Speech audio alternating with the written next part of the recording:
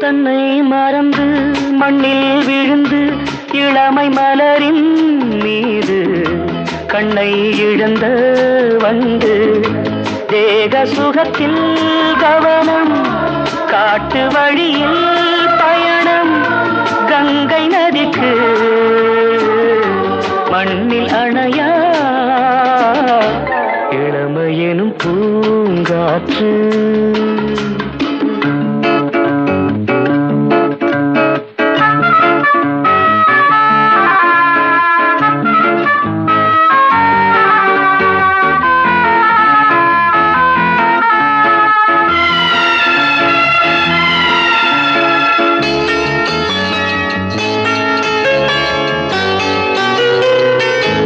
அங்கம் முழுதும் பொங்கும் இளமை